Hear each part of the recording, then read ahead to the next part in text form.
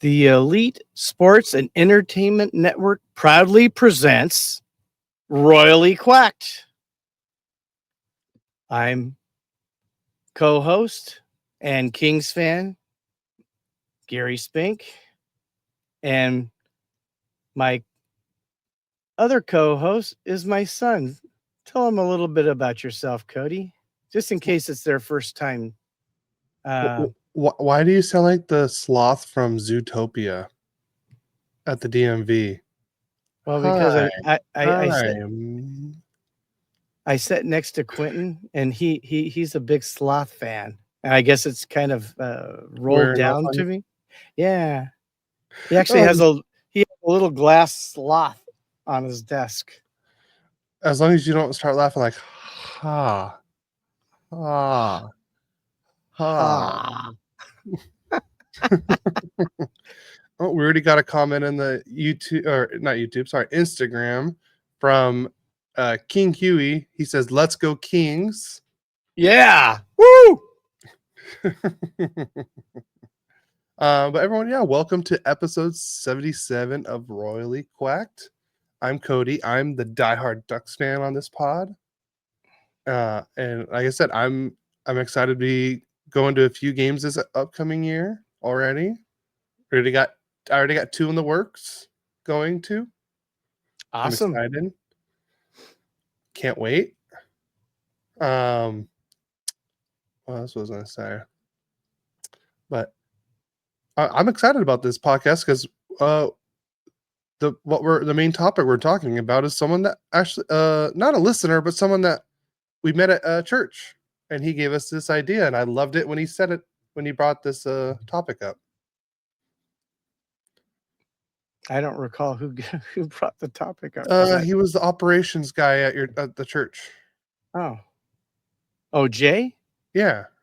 Yeah. Oh, yeah. Because when I was when I first brought up having the church do the podcast, so that way it's like everyone can listen to it.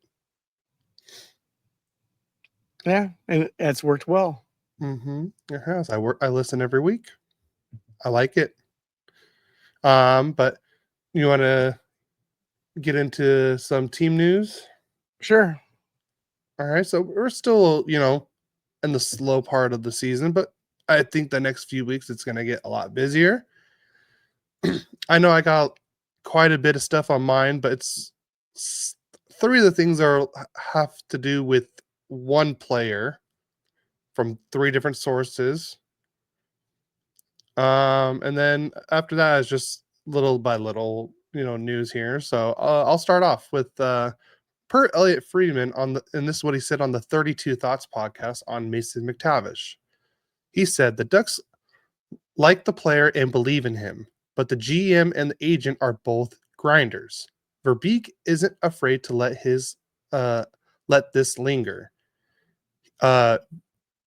Friedman said he'd be very surprised if McTavish doesn't stay in Anaheim. The issue is simply cap related.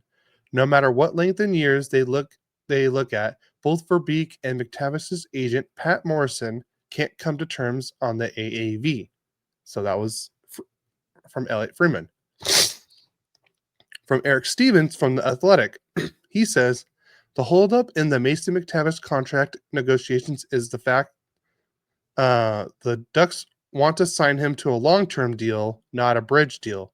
He clarifies that McTavish will not be getting traded. And that's Eric Stevens from The Athletic. And here's David Pagnotta on McTavish. It seems to be hesitancy on the player's side just on the uncertainty of what his role is. His name has been out there. They've had talks with other teams. So 2 of the people saying he's probably not going anywhere, and this last guy says that they're talking to other teams. And I can tell you this, I trust Friedman more than Pagnotta. And Eric Stevens, he works with the Ducks. Well, Ducks, Kings, and Sharks. So I would trust him a little bit more than David Pagnotta. Hey, Frankie. What's happened to the Yankees, Frankie? Wow, Frankie. I see how it is. I've missed you too, Frankie. Man, it's been a tough baseball year for all of us right now. I mean, you guys started off with a bang, but you know, our poor Angels are just, you talk about sloths. They're the sloths of baseball. They're more like bottom feeders. I mean, started listening to the game and it was like 7-2, and next thing I know, it was 20-2 or 20-3 or something like that. I go, oh my god. He says, "We coming back, pops. Watch." Well, they need to. They, You they know, it's got they funny. got they got a good team. So I haven't watched any really Angels games this year. The only ones I've watched, I think, were against the Dodgers this last time, and I still couldn't talk crap to any of my Dodger friends because, okay, yeah, we swept them, whoop-de-doo, but we still suck. We're still not in the playoffs. so you got Okay, to turn that around and go, hey, we may not be great, but we kicked the Dodgers' butt. Not just this whole year, even into a couple games last year. I think we won 8 in a row. was it? So go Angels, go. So this turned into baseball talk with Anaheim Ducks news. Go ahead. Sorry. It's all good. Per the NHL Players Association, Beckett Seneca will represent the Anaheim Ducks at the 2025 NHLPA Rookie Showcase on September 3rd in Arlington, Virginia. So that's good to see that. I watched a Ducks game recently. It was on Disney Plus. Are you talking about like the Mighty Ducks movies? Is that the Ducks game you're watching? That's the one thing I could think of was those Anaheim Ducks movies. And then Angels, bleh. Of course, the Captain of Chaos is back in the chat. Hey, Adam. Oh yeah, see, I was right. Yeah. The Mighty Ducks. Oh, those are classics, though. And mom comes in. Go Angels and take the wins we can get. That is true. All right. The Anaheim Ducks will have 5 games exclusive to the national broadcast games. They'll have 4 TNT games and 1 ESPN Plus game. Here are the dates and the opponent and what channel you can watch it on. On November 11th, so 11/11, they'll be at Colorado, and that will be on TNT. On December 3rd, they'll be home against the Utah Mammoth. That one will also be on TNT. And then January 13th, home against the Dallas Stars. That one will also be on TNT. And then they got back-to-back games pretty much. On February 1st, they'll be home against the Golden Knights, and that one will be ESPN.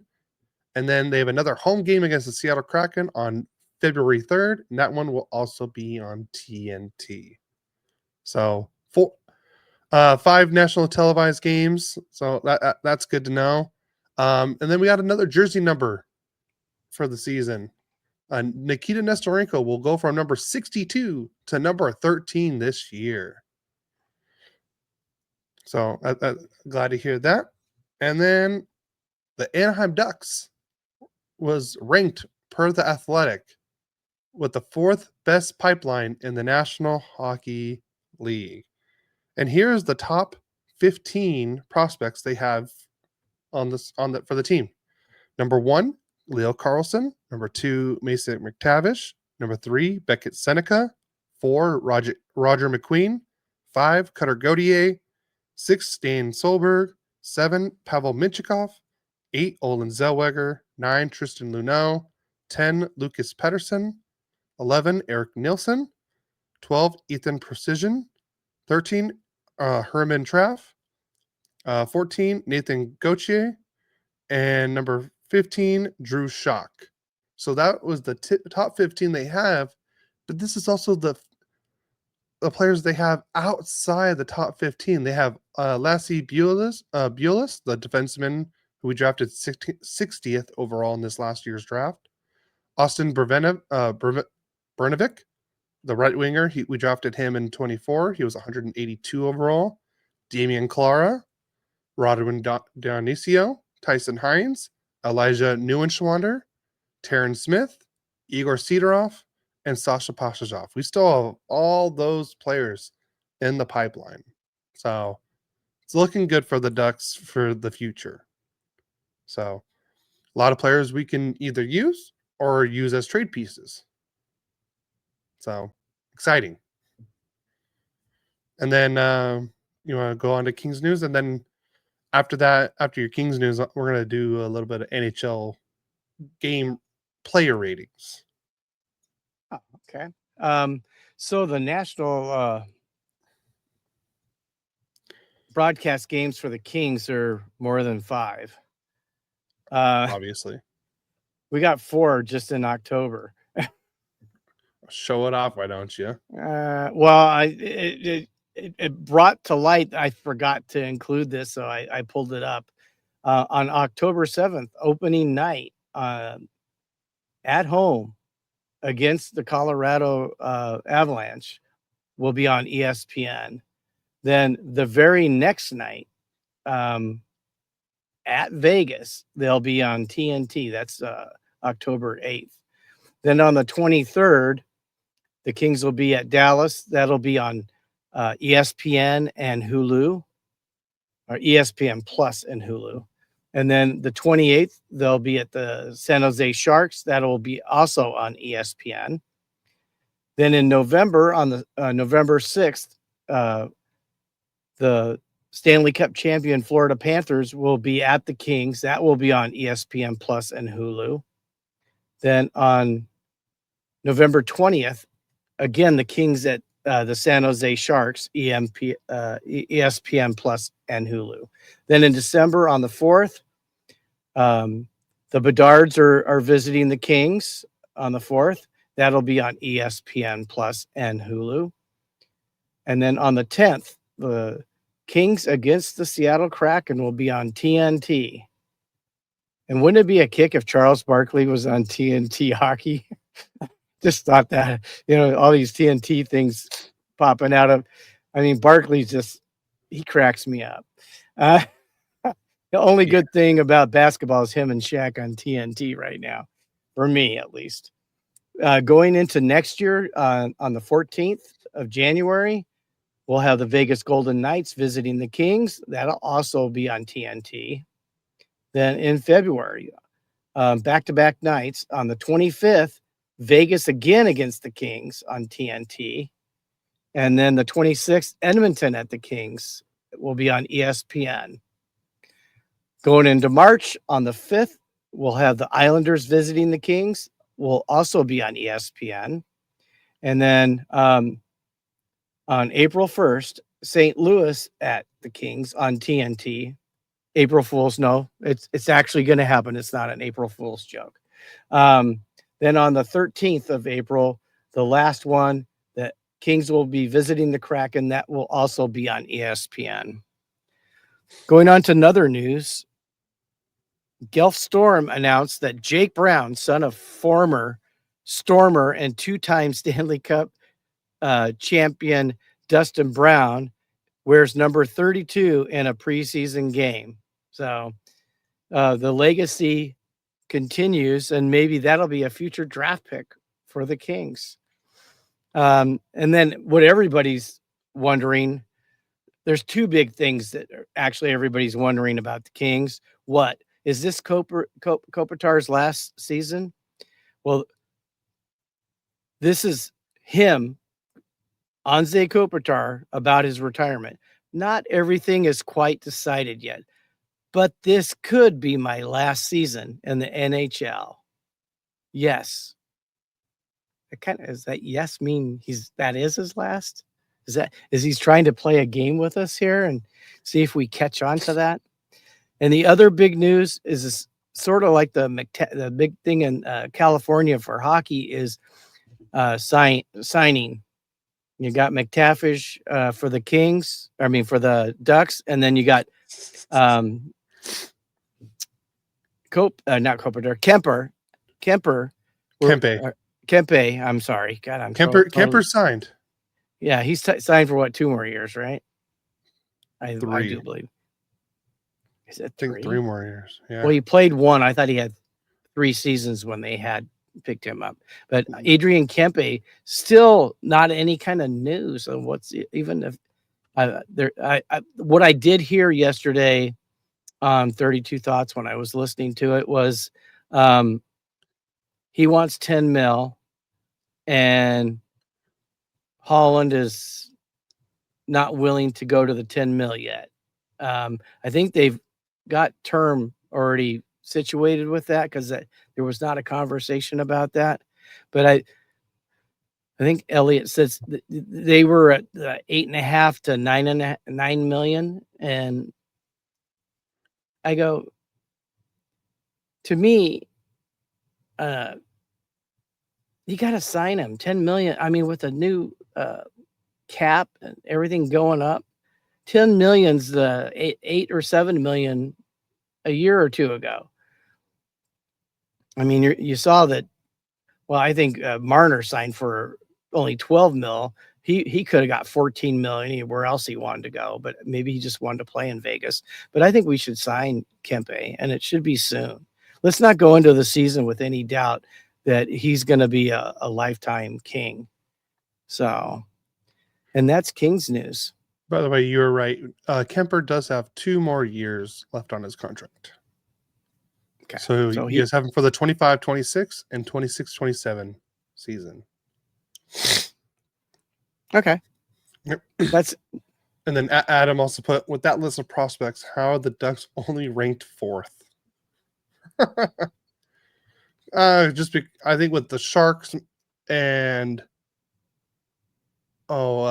Chicago, and who was the other one that's drafted pretty high up? I know Utah has a pretty good prospect pool because they've had like a bajillion picks the last 10 years. I think Montreal has a decent prospect pool. Somebody else, but well, and then again, this is one person's opinion.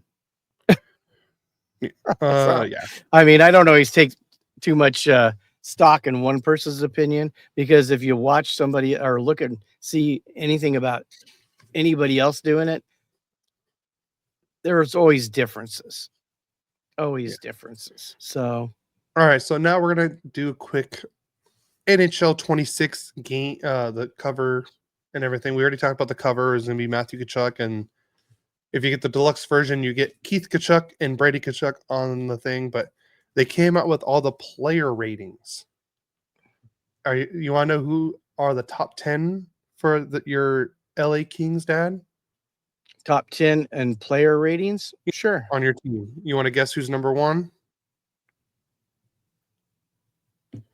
I would say to either be Adrian Kempe or Kemper. Well, technically, you have 3 players tied for number 1. Kempe, Kopitar, and Doughty are all 88 overall in the game. Okay. Darcy Kemper is 87. Fiala is number 87. Philip Deneau is 86. And Quentin Byfield is also 86. Interesting. Brant Clark is an 85. Mike Anderson's an 85. And Warren Fogle is an 84. And as Adam said, the NHL 26 ratings are a joke, and I completely agree. So here are the Ducks' top players. And tell me if you agree with this. Okay. Mikael Granlund, 87 overall, is the number 1 ranked for the Ducks. Jacob Trouba, number 2, 86 overall. Troy Terry, 86 overall. He's number 3. Jackson Lacombe, 85 overall. He's 4. Lukas Dostal, number 5, 85 overall. McTavish, 85 overall. Chris Kreider, 84 overall. Cutter Godey, 84 overall. Leo Carlson, 84 overall. And Gudis, 84 overall. Yeah. Joke. Well, I could see why they had Granlund. He had a pretty good year last year. I was okay with the I Granlund, but mean, Carlson should be higher. Cutter should be a little bit higher. Dostal should be higher. I mean, Dostal was like carrying this team on his back last season. And then I want to see how many players you can get in the top 10 overall. okay. Connor McDavid. Number 1, he's 97 overall. Leon Draisaitl. He is 86 overall. He's number 3 overall.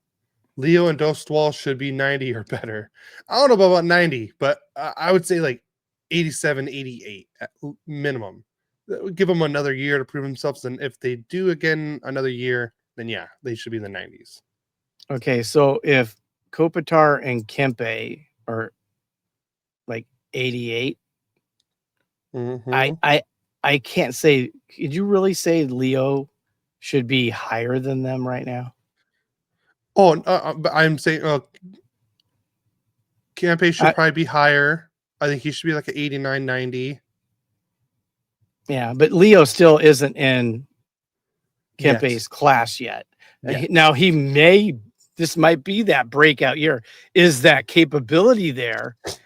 Yes, absolutely. That capability is there. But then again, McTavish, didn't he lead the team in scoring? Yep, and he was only 85 overall. Trouba was higher than him. I'm sorry, Trouba should not be higher than McTavish, Perry, Carlson, and Cutter. No, he should not be higher than any of them. I mean, and then,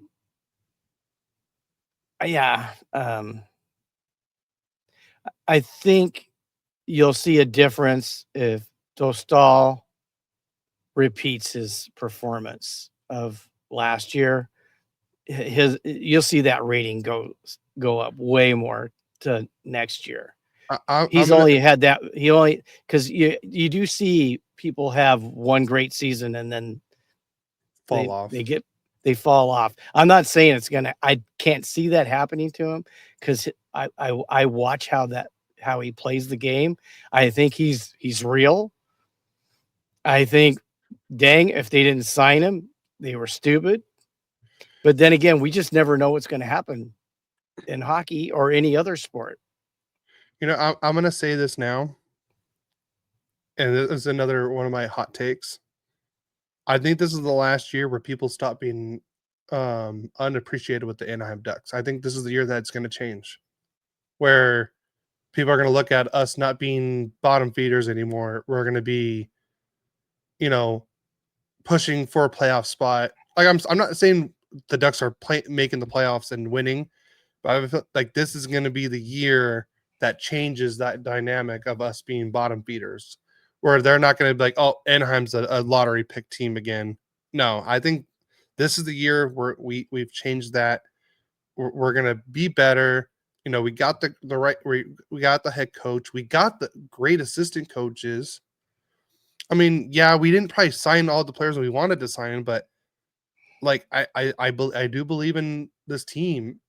We have a number 1 with Dostal, and Carlson's going to become what he is because what he did last year, and I think with the right coach with Quenneville and Woodcroft, I think he can easily change that dynamic. Well, I listened to Locked On. I listened to Locked On Kings. I got to catch up. I think I'm a episode or 2 behind on Locked On Ducks because we do a podcast about these two teams. So I try to get all the information I can. And Eddie Garcia was talking about the forwards and he did the centers in a previous one. And he had the Ducks forwards, I think, rated in the division 5th, 4th or 5th. You said wingers? Wingers. Winger and centers were not. I listened to the centers one. I think that the Ducks center, he had the Kraken over the Ducks, and I don't agree with that. Well, he didn't have the Kraken over the Ducks with the wingers. I know that. But the centers, I I'm mean, like, but when he was talking about the Ducks, I mean, he talked to because he had Granlund on the third line, and I mean, he was probably one of the biggest scoring third liners in the whole Pacific Division. yeah. I mean, because you also have Warren Fogle there. I mean, both of those guys were. I mean, and he had them very highly ranked. I think you're going to see a difference this year. The Ducks are going to be way more competitive. I mean, I think Yeah. they're on the cusp of becoming a playoff team. If they don't make it this season, they could. I mean, I would almost think they might be a lock for a wild card, depending on. I mean, the Central is so See, tough. that's why I said bubble team. Like, but Yeah, I like, think bubble I think team we're gonna is be fair. like we're gonna be in the playoff race. We'll probably be like, I'm guessing within 4 or 5 points of a wild card spot. But like, I agree. I completely agreed with what you just said, Dad. With the Central.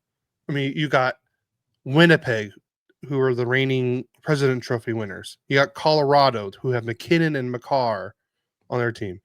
You have Dallas, who Robinson, Hiskinen, Harley, Duchesne, Ottinger. They're going to be up there again. Nashville, you never know with Nashville; they can turn it on any minute with that team. Yeah, You don't. and you forgot Minnesota. No, I was getting there. I was getting there. You gotta let me finish. You have Minnesota Remember, Wild with a healthy Kaprizov. I think that if Kaprizov was healthy all year last year, they were going to be the number 3 team in the Central, and I think Colorado would have been a wild card team. That's yeah, what I would have thought would have happened. yeah, he's the cog that makes Yeah. the So, and then whole St. Louis, offense go. and you got St. Louis with Jim Montgomery. He changed things around there. You got Kyrou there. You got Thomas there. Binnington, when he's on, he's on. Totally agree. But So we were talking about the top 10. I know we got way off. I know we got way Hey, off it's topic. okay. I got to tell you, when you go off topic, sometimes those are the. I mean, I don't know about you. I was having a pretty good time with the whole thing. I was too. It was And a great discussion, though. I will say that. I totally agree. I All right. totally agree. It was a great So discussion. you got McDavid right and Draisaitl right. They're number 1 and number 3. McKinnon. He's number 2, 96 overall. Matthews. Matthews is number 12th overall. Really? Yeah, he's a 94. 4. Okay. Let me think here. Quinn Hughes. Number 5, number 95 overall. I saw this earlier with Adam. We're going to be hated no matter what because we're West Coast bias. Yeah. Well, somebody has to be Adam, because No, the East the all the attention. the East Coast doesn't pay any attention to us. Mm-hmm. That's why we need to come in and somebody's got to win the cup. Yep. In California again and soon. Yep. I got to tell you, all 3 teams. I mean, I know the Kings are probably the closest there right now, but with the talent that the Ducks and the Sharks have up and coming, whoa, scary. Okay. Real quick, I know we're getting off topic again, but I want to ask this question. Okay. In the next 10 years, out of the 3 California teams, who has the best chance of winning a Stanley Cup within the next 10 years?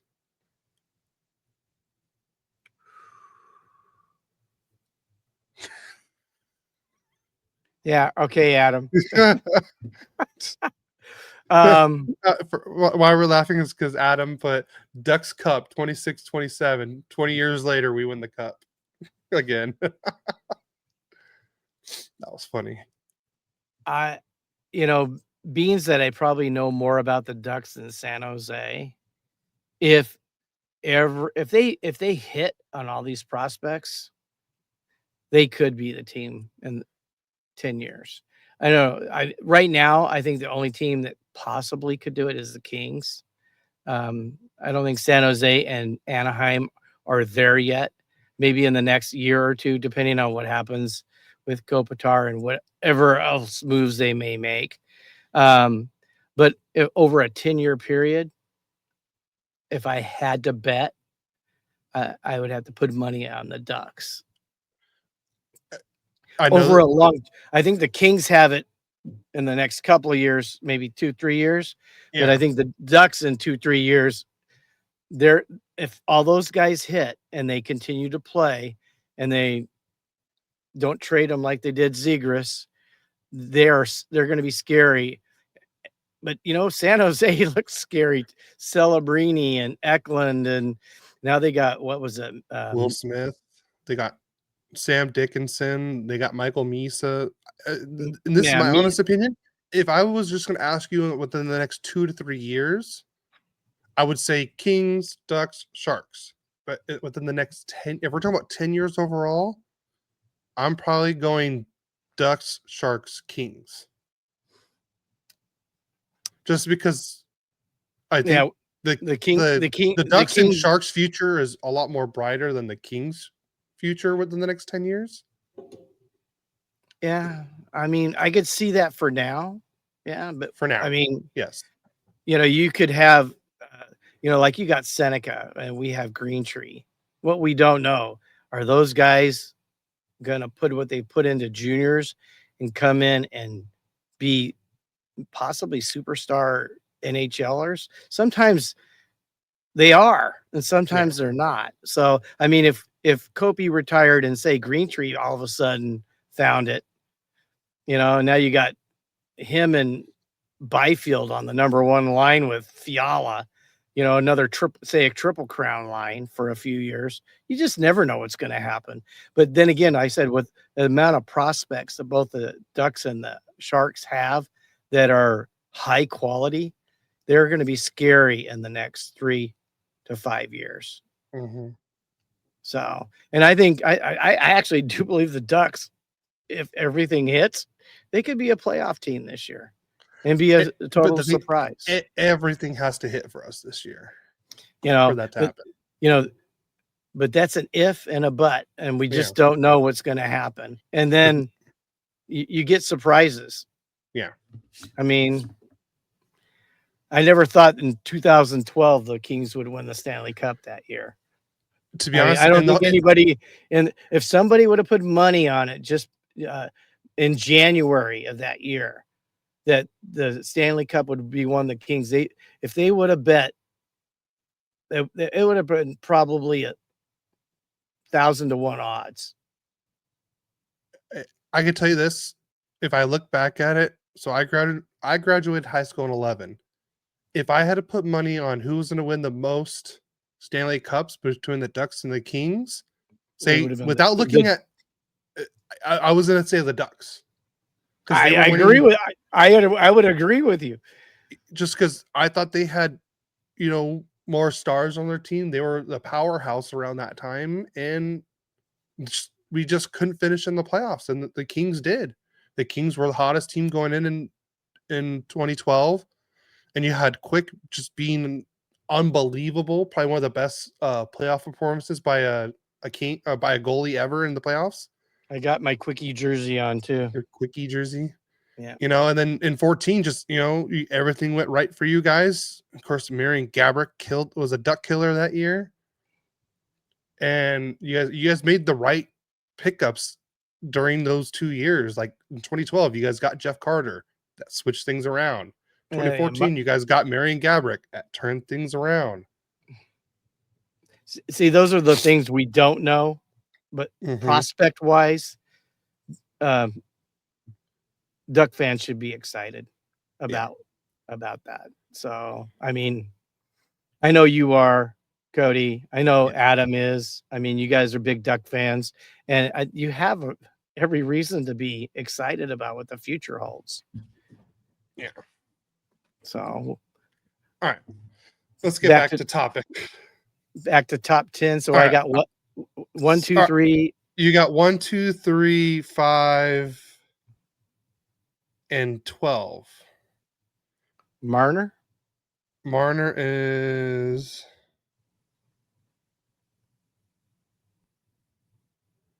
Where is Marner? Number 26 overall. Really? I think that's too low for him. You're forgetting like some big players. Sidney Crosby. He is number 8 overall. Number 94 is his rating. Kaprizov. He is number 13, 894 overall. Like you're missing a guy that's usually in the Hart Trophy winner, guy that's won 2 Norrises already, and a guy that's won almost every Selke since he's been in the league, pretty much. And he's captained back-to-back championships. Barkov. Barkov, number 7. Hart Trophy. He's in the Hart Trophies. Like he's a finalist almost every year. You picked him on your All-Star team last week. Right winger. Pasternak. Well, it's not what I was going with, but he is a right winger. He's number 9 overall. Let's just say he's always rushing. Kucherov. He's always rushing around. Yes, Kucherov. He's number 4.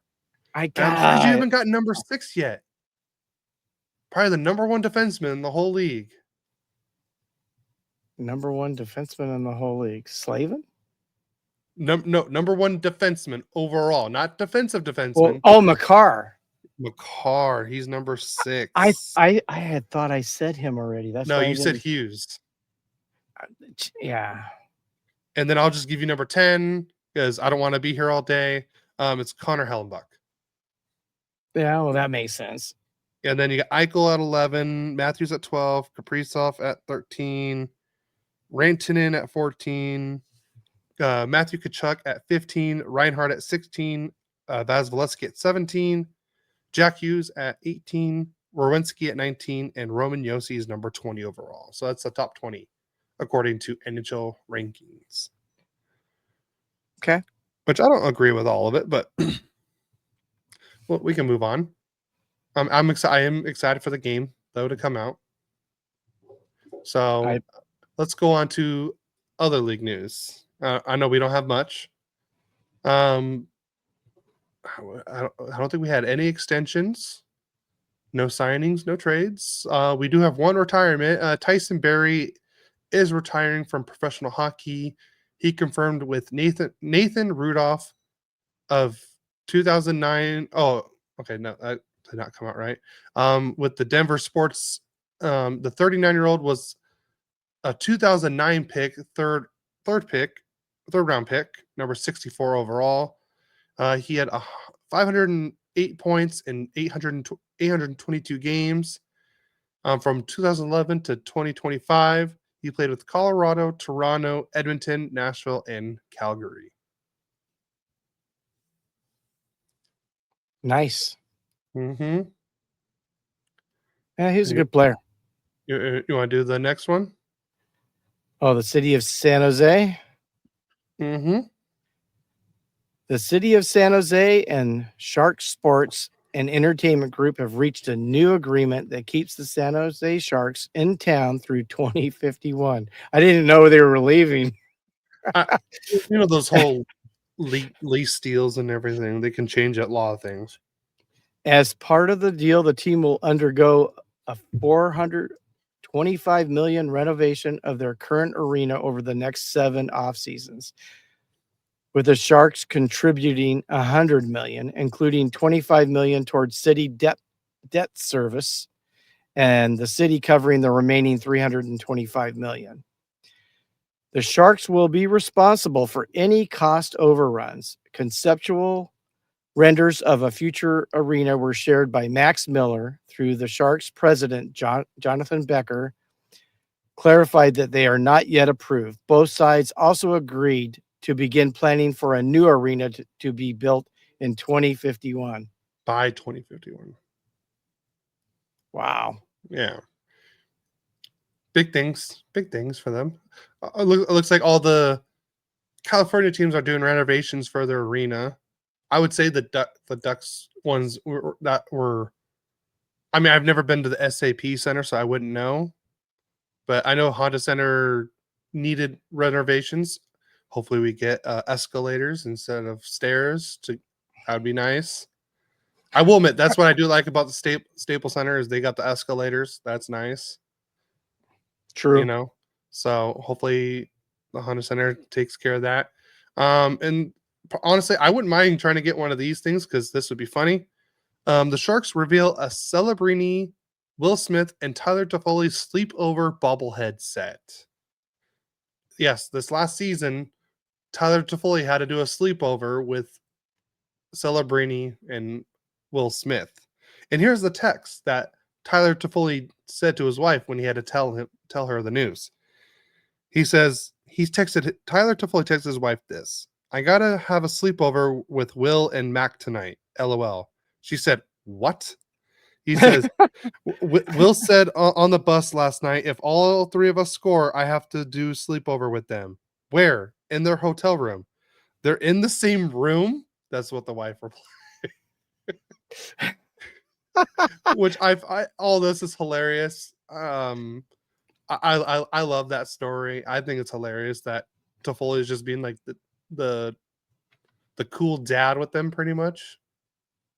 I can remember when he was on the 70s line. Mm-hmm.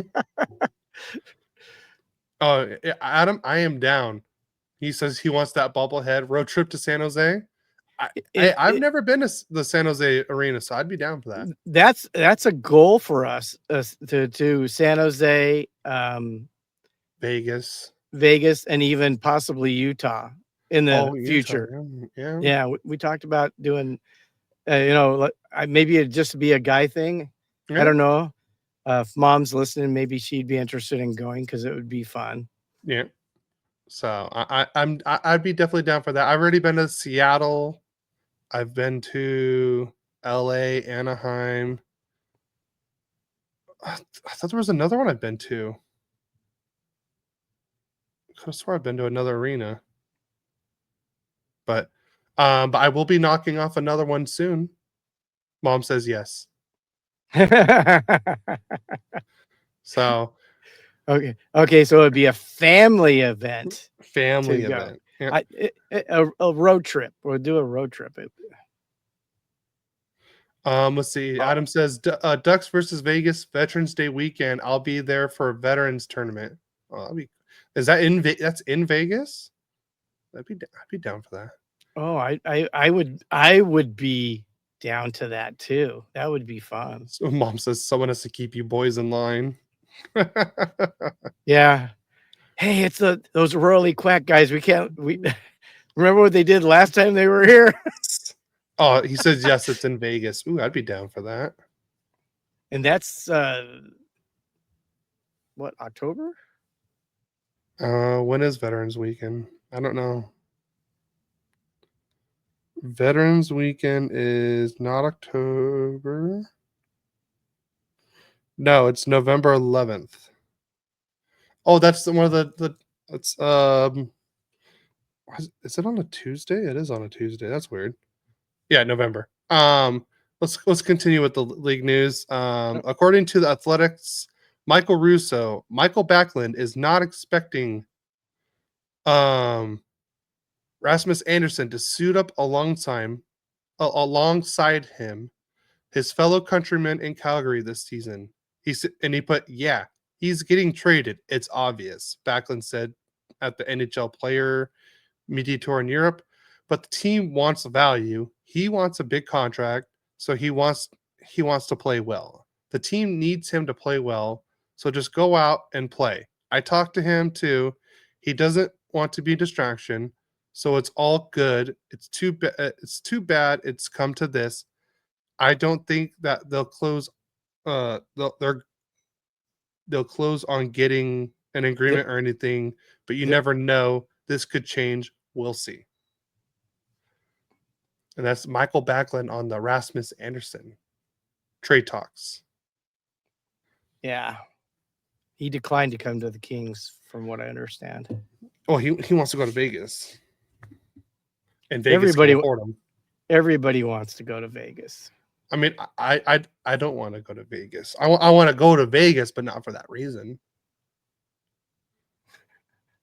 But all right, now for the main event of this podcast. Wow, 45 minutes for us to get through all that little news. Well, we got a little off topic, but it was fun. This is what Adam said. Veterans Tournament, November 7th through the 10th. Ducks Vegas, a game on November 8th. Is that a weekend? It's a weekend. Yep. Ooh. I want to go. We should get tickets. I want to go. Okay, I'm down. All right. And Adam, let us know when you're playing. So if we can make that work out, we'd love to watch you play too. Yeah. I mean, so I don't know if I can get the time off because that's too short a notice. Okay, but I'll try. I'm trying to figure out how I can switch to. All right, now the history of the enforcer. Now, like I said, you're Well, let's do a definition before we do anything else. Okay. Okay, so I'm going to read a little bit of a couple different definitions. Okay. In hockey, a goon is a term used to describe a player whose primary role is to physically intimidate opponents, often through aggressive and rough play. Goons are typically known for their fighting skills and are sent onto the ice to protect their teammates and create a physical presence on the team. That's one. Enforcer is a role in ice hockey. The term is sometimes used synonymously with fighter, tough guy, or goon. An enforcer's job is to deter and respond to dirty or violent play by the opposition. When such play occurs, the enforcer is expected to respond aggressively by fighting or checking the offender. Enforcers are expected to react particularly harshly to violence against their star players or goalies. And here's another part of just a different definition of it. Enforcers are different from pests. So enforcer would be Marty McSorley or Stu Grimson. A pest, best one I know, Corey Perry, Matthew Tkachuk, probably even Brady Tkachuk. Those guys are more pests than enforcers, just so for you guys wondering what the difference is. Because the pest, they seek to agitate their opponents, distract them from the game without necessarily fighting them. The pest's primary role is to draw penalties from opposing players, thus getting them off their game, while not actually intending to fight the opposition player, although exceptions to this do occur. Pests and enforcers are often play together on the same line, usually the fourth line. Another related role is the grinder, known for hard work and checking rather than scoring. But I would it's say not that's more Matthew Tkachuk. He's more of a grinder than a pest. I think he's a pest. No, he's more of a grinder. He's a No, pest. Marchand's a pest. Tkachuk's a grinder.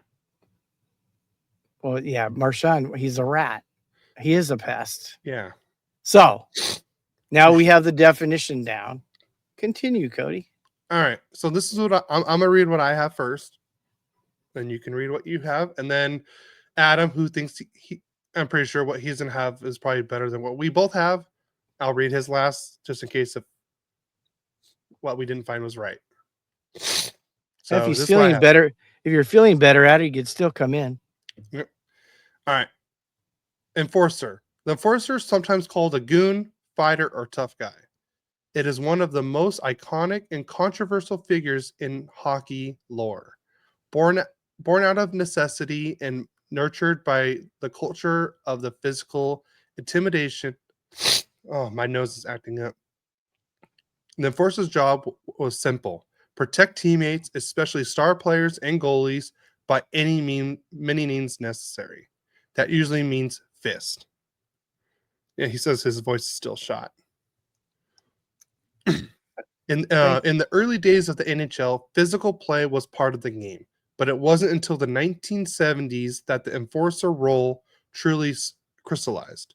Teams like the Boston Bruins and the Philadelphia Flyers leaned into brute force, earning nicknames like the Big Bad Bruins and the Broad Street Bullies. These squads stacked their rosters with grinders and enforcers, players who weren't there to score, but to send a message. If you messed with Bobby Orr or Bernie Parent, you'd answer to Terry O'Reilly or Dave Schultz.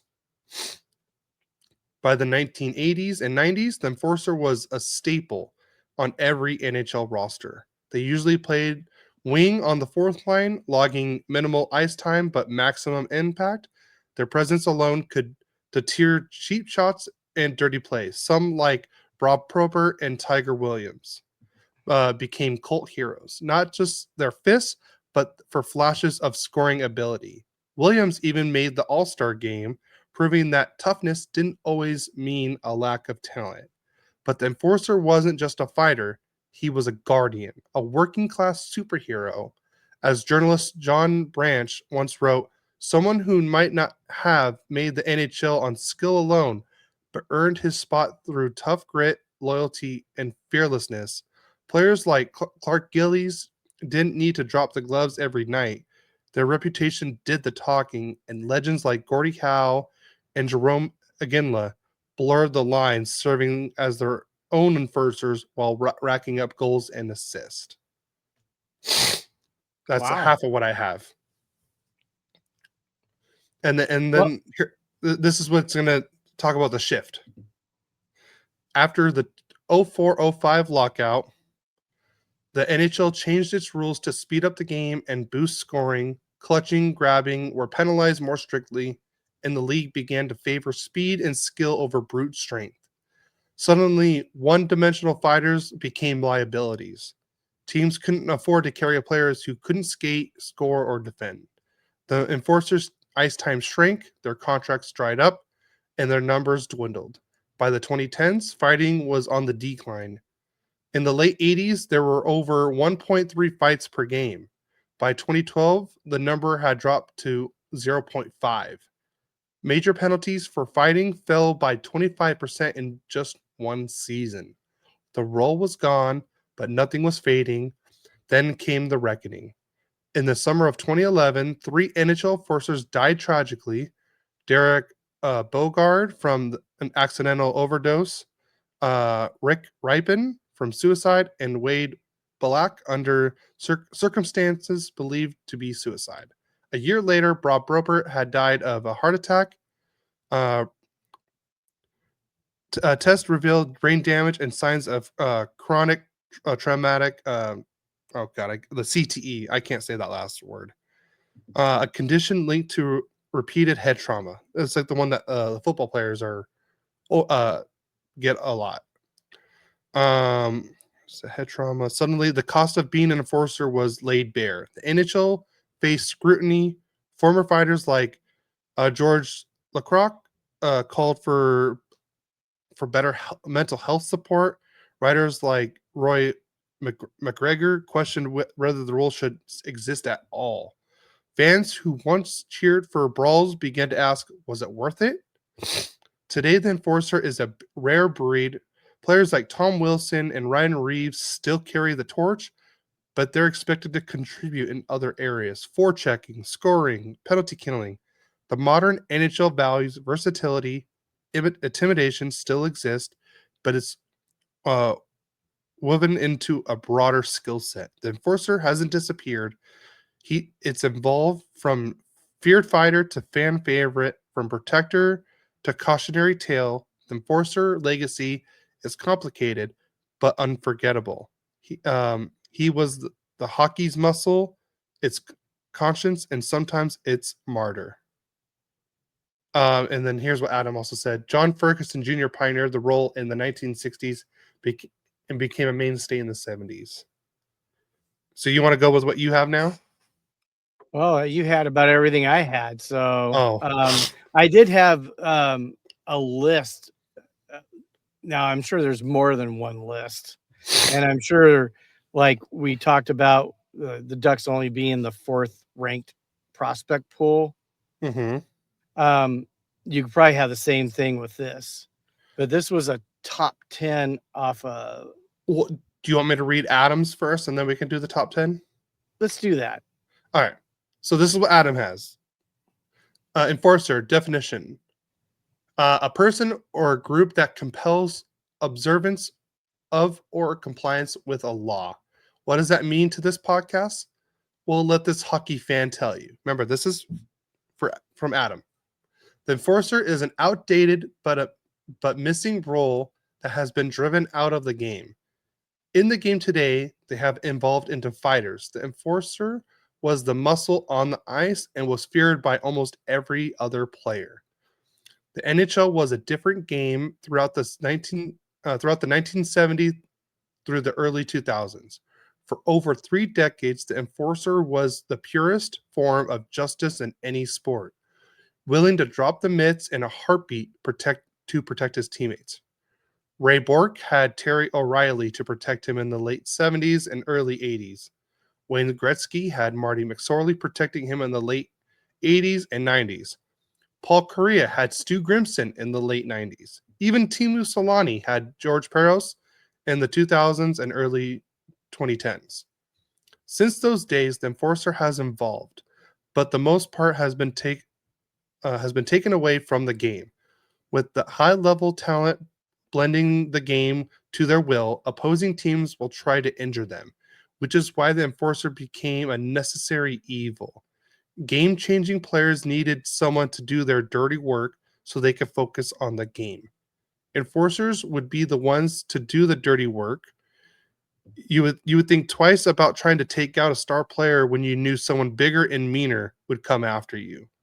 Most enforcers obviously had the skill to play in the NHL, but damage control was their main focus. As the game developed throughout the years, the enforcer evolved as well. The 70s had Terry O'Reilly, who would go to such extremes as jumping over the boards and fighting fans. The 80s had Marty McSorley, who would drop the gloves just because you looked at Wayne Gretzky wrong. The 90s was a bit more interesting because you had Ty Domi, a 5'8" beast on the ice. He took the Napoleon complex to a whole new level, little in comparison to the standards of today's game, but in Mighty Warrior who never backed down. Then in the 2000s, you had everyone who just would call a straight thug uh, Donald Brazier, a mountain of a man who's trained to fight up by boxing Hall of Famer Joe Frazier. He was more of a fighter than on the ice than a hockey player. With this brief history of the enforcer, here's what it meant to the game. The enforcer was there to shoulder the brutality of the game for superstars to shine brighter than ever. Gretzky was able to shine to score 50 goals in 39 games because of having people like Marty McSorley and Stu Grimson to back him up. Today's game has evolved into open ice exhibition where players skate faster, have flashy dekes, and insane goals that would never have been possible 20 years ago. But instead of having that one key player on every team solely for the purpose of enacting justice, you have a new generation of enforcers called fighters. Ryan Reeves, Nick Delorier, and the NHL. Those are just a few guys that are called upon to serve the on ice justice. And there are even players in the AHL like Jacob Doughty on the Ontario Reign that serve that purpose. In today's game, enforcers are known as the bad guys. 20 years ago, they were heroes of the game. I was once told this by a coach growing up about fighting in the game. Fighting is the purest form of on ice justice in any game. Teams think twice about playing dirty when the other team has a bigger, faster, stronger person willing to punch you in the face because they can. And for this purpose, this podcast purpose, George Peros is my all-time favorite Ducks enforcer, but for the short stature and overall nasty grit, Ty Domi has to be my league favorite. And that was from Adam. that was very good. That Very was a good, lot Adam, by the way. better than what I had. Yeah. And you know what's funny about what he said about teams will think twice about playing dirty? It really brought me back to how you told me to play goalkeeper in soccer, in a way. Because once you lay that elbow or that knee or you take him out, they think twice before they come into my penalty box with that 50 ball again. Every single time. And that one guy was just pestering you. And I go, you want to end that? I go, when you're coming up for the ball, you get that ball, put a knee right in his chest, knock him on his ass, and he'll think twice about coming in again. And you did exactly that.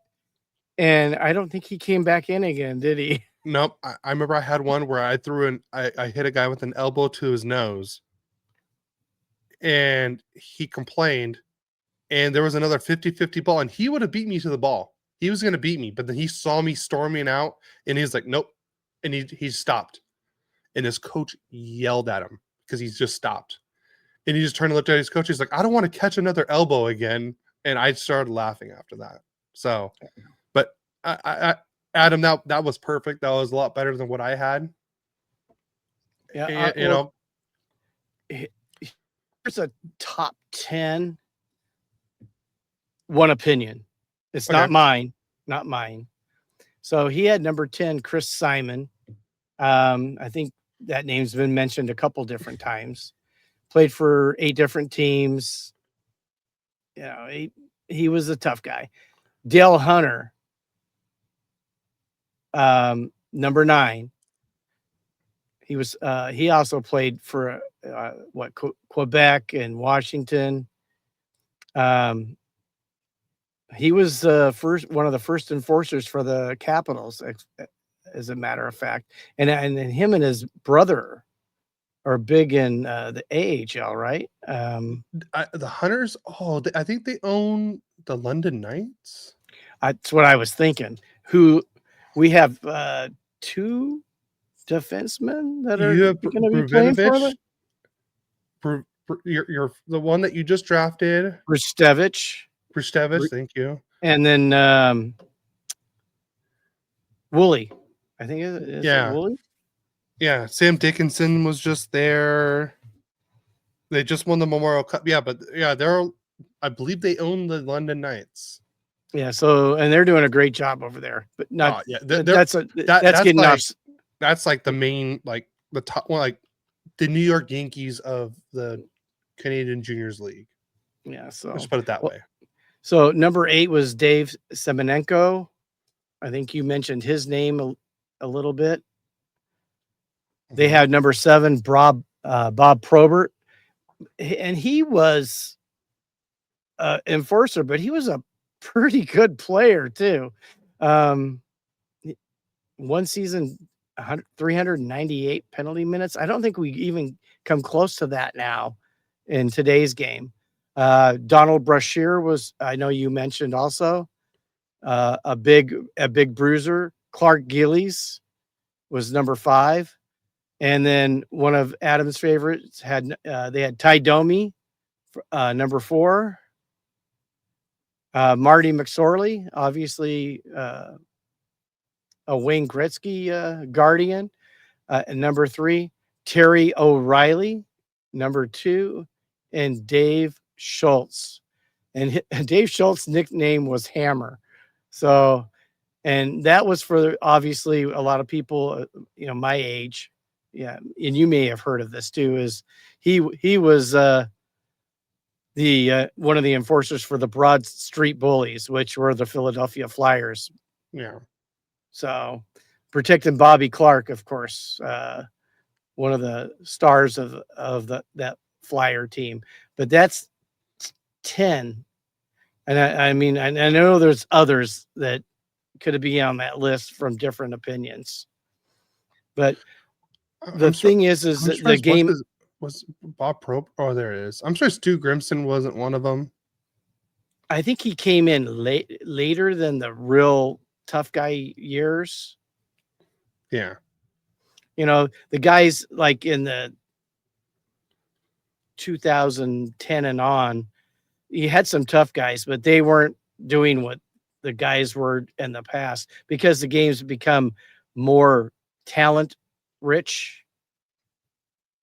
So if you're going to be a tough guy, you have to have some talent now. I mean, obviously, you've seen the Goon movie.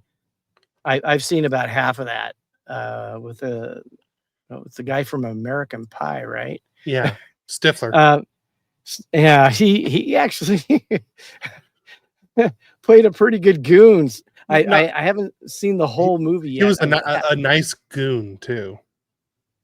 But yeah, that's a good way, like someone that's willing to put everything on the line for their team.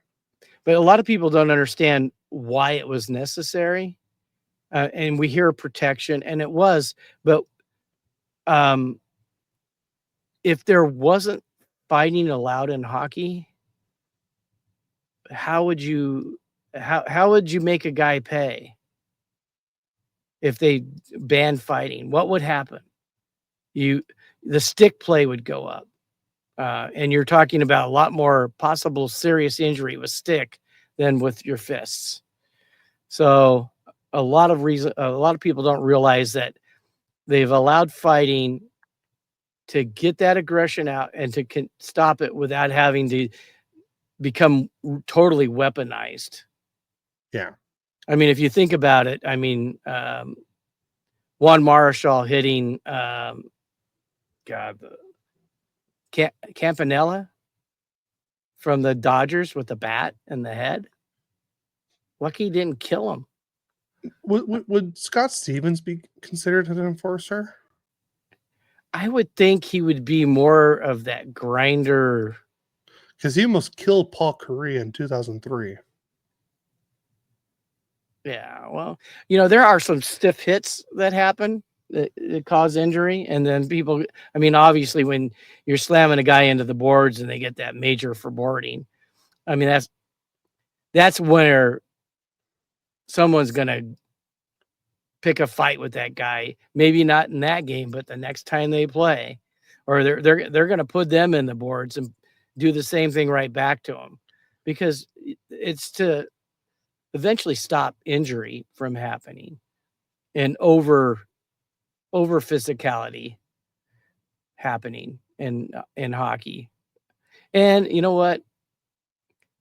More than even the men, the women love the fighting in hockey. I mean, they're some of the biggest fans I've seen. Well, trust me, that's the main thing why Christina loves going to games. Well, she's not unusual. Yeah. And women, I think if they get into hockey, they become kind of hooked on watching it. I mean, and everybody loves a little brawl and a little excitement. I mean, I definitely wanted to see Phoenix Copley and John Gibson go at it in that one game we were at. I wanted to see Fleury and Bennington go at it too, but no, that one I want because we were live and I really wanted to see that. Adam put most goons are or were very nice guys. The documentary Ice Guardians shows you the brutality and the nice side of the enforcer role. Most guys in the 90s would fight and then congratulate each other. No, I actually listened to Stu Grimson's book, and that was actually a good since I drive I listened more than I read it, but it was actually really good because it kind of told you like his side of everything that happened, especially with the expansion with the Ducks and everything. It was a great listen, and he told you like how he got into fighting and how everything happened with his career and everything. He talked about Bob Probert a lot, so in that one, so that was a great listen, and he was saying all the guys were good too. He said Stevens was a bruiser. He was like a pronger, a big physical player who could destroy players with a hit, more skill than Braun. Yeah, I can see that. Yeah. I had a thought and it just went right out of my head. So, but anyway, yeah, a lot of the guys, they respected each other even though they fought during the game. Yeah, And it's competition. you know, a lot of them are friends off the ice. Yeah. So, I mean, I had just heard, I don't know what podcast it was, is that surprising Gavrikov and Dowdy were pretty good buddies. And, Oh. Oh, and you said Gavrikov and who? Dowdy, No, it even wasn't Gavrikov. was I, yeah. No, it was Gavrikov and Dowdy, and they were talking with each other and stuff. Even though he's now a Ranger. I thought I heard it was a different name before. Oh, Perry. It was Perry and Dowdy. Yeah, I heard that also. Yeah, that they were friendly off the ice. Hard to Uh, believe the pest. yeah. I recommend the fans to go watch Ice Guardians. Shows a whole different story or a whole different side. I'm down to watch that. Of course, I still need to watch Mystery Alaska. I still need to watch Young Bloods, and I still haven't finished Slapshot yet. Yeah, see, I know. Young Bloods was that old school goon was the bad guy in the movie. Yeah. You know, and that's a good movie. Mystery Alaska, I love that. That I just love the story and I gotta how watch that it. all happened. It was very good. Um, I still haven't been able to bring myself to watch Timu's movie because Eddie said it was horrible. Yeah. Uh, Adam, have you watched the minor leaguer movie with Timu Solani? I wanted to watch it, but after what Eddie told me, I'm like, oh, man, like I don't know if I want to watch it now. Yeah, so but anyways, the tough guy, we still have him in hockey. Yeah, I And mean they're Tom Wilson, I yeah, would but say is probably the biggest one. yeah, and he's a good player too. Yeah, So it's not like that Goon movie where that's all he was good for. yeah, that, exactly. So I mean that's how the game has evolved. So But I could tell you this: the enforcer is they're not always going to make it on the stat sheet, but I guarantee you a lot of them are the fan favorites. yeah. He said, "Yeah, it's like a B-rate slasher movie. It's so bad, it's good." Is it like that movie Showgirls, where it's so bad, it's good? Have you ever watched Showgirls? I I think It's the long time ago, it's maybe. the one with you know who Yeah, the the actor girl from Saved by the the Bell. yeah, Yeah, Christina Eli- made me watch it. Elizabeth It, Berkeley. yeah, it Berkeley. was so bad it was like watchable. I guess is the better word for that one. I don't think I want to watch it again. Yeah, I'm good with it. But then it's Mystery Alaska. That's a definite watch. Obviously, Miracle definitely a good Miracle's watch. probably one of my favorite hockey movies, other than the Mighty Ducks. But if we're just talking about like documentary kind of like real life thing, I love the Miracle movie. I do. And Because I liked how the, the R-rated part of that movie was the only reason to watch it. he must be it's not talking. the Showgirls. Okay, Yeah, I got I'm it. sure. I'm sure that's not G rated for our podcast. Yeah. Um, But I think there was a hockey movie called The Rookie too. I mean, the it's not the rookie. same one like with Dennis Quaid, where he's the pitcher, but it was a good movie about hockey. Is it the rookies? I'm I looking think it up. maybe I don't have the name right, but I remember there was a movie. It's on the same line with Young Blood. No, it's right here. The rookie. The Rookies. Yeah, I see. I don't know who's in it though. I remember seeing Or is that it one. the Rookies? Oh no, it's the Rookies. Yeah. Yeah. I don't know any of the actors in it. Okay, Adam says watch Mystery Alaska. It will become one of your top 5 favorites. Do it today, Cody. I won't do it today, and because here I'll try to watch it this weekend, especially it's a 3-day weekend. Just only because we're going to watch, because they're doing like a 25th anniversary for the Harry Potter movies. It's like the anniversary, and at the Regal movies, each day they had a different Harry Potter movie, and we're going tonight to watch the last movie. So we still need to finish watching episode 6 because I fell asleep watching it last night. And then we're going to watch Deathly Hallows Part 1. And then tonight we're watching Deathly Hallows Part 2. And that movie starts at 9:40 tonight. And the only reason why we're going is because the tickets were only $9.75, 9 3/4. Get it? And then they have collectible popcorn buckets for each sorting house. And it comes with a soda cup and a popcorn, like a book looking thing. And Christina wants to get her Slytherin collectible. Okay, more information than everybody else needed, I think. Harry Potter's on TV every day. You can watch them later. Well, I mean, so is Mystery Alaska. It's on TV. I could just pay for it and watch it later. Pay for it and watch it? It's not free. I already looked it up. I love you, Cody, but nerd alert. I am a proud nerd, okay? I am a proud nerd. All right. First of all, I'm not the Harry Potter fan. I mean, it's not on every day. I'm more of a Star Wars or Marvel nerd. I mean, I even have 2 lightsabers. So yes, I am a nerd, and I'm proud of it. I don't care.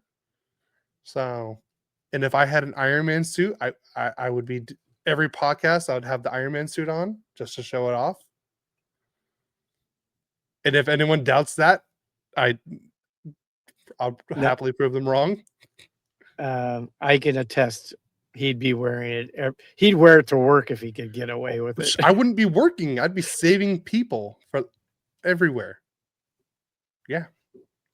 But yeah. Happy wife, happy life. Exactly. But all right, Adam, I still have tomorrow and I still have Monday. Okay. I will watch Mystery Alaska this weekend. I want to. So, it's a great movie. Yeah. And I know Young Blood's good too. I think I have that on a VHS. I taped it off what's HBO a VHS? No, I'm just kidding. Yeah, you know. I know what that is. That's a whole new podcast. Yeah. That's the one with Rob Lowe. Rob Lowe. Yeah. Thank you. Yeah. Cynthia Gibb. Sounds like excuses. Give it to him, Adam. For once, you're going after him instead of me. Yeah. Go, Adam. Go. I'm just gonna hide. I'm gonna hide the chat so I don't see it anymore.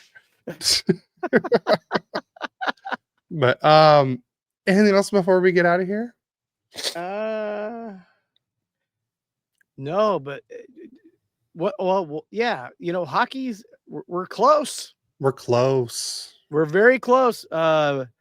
Golden State rookie face-offs coming in a couple of weeks, and we will be there. We will be at the Ducks and the Kings in Irvine. Someone else we know might be there. I don't want to say who because he says he's 50-50 on it. He said he'll let me know.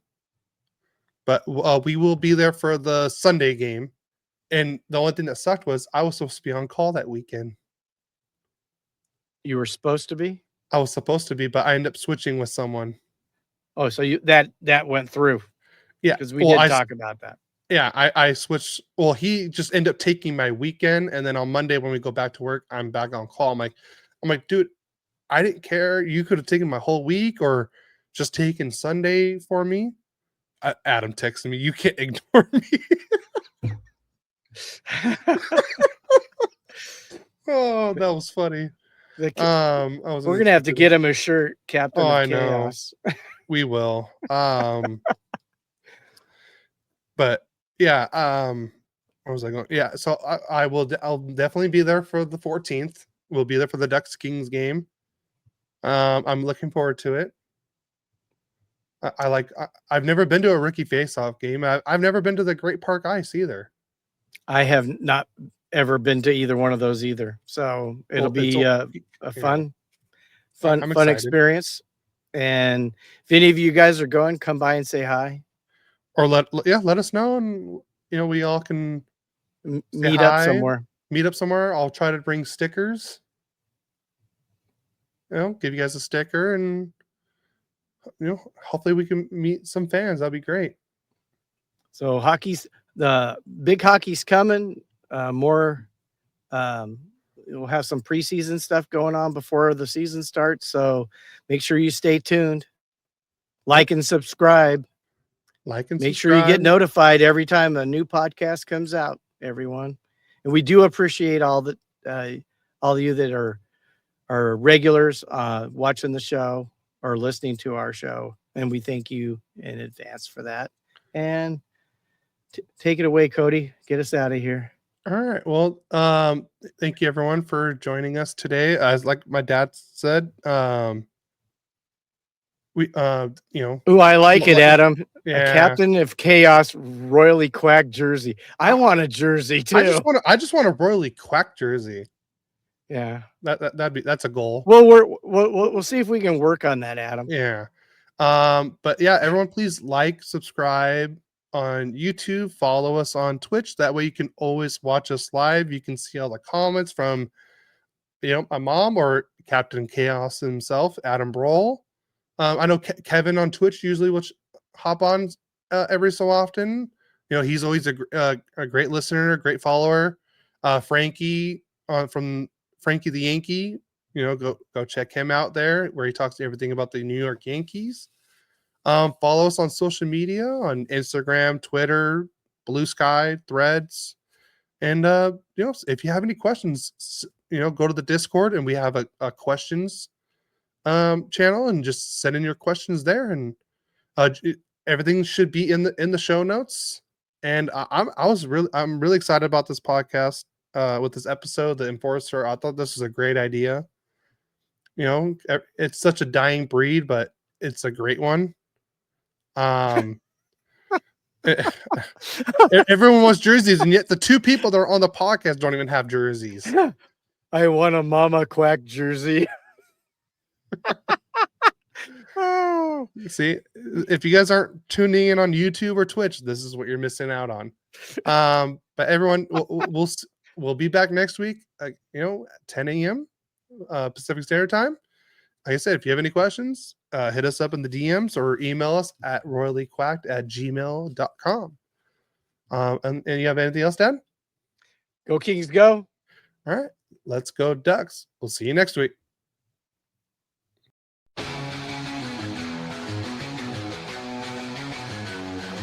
A father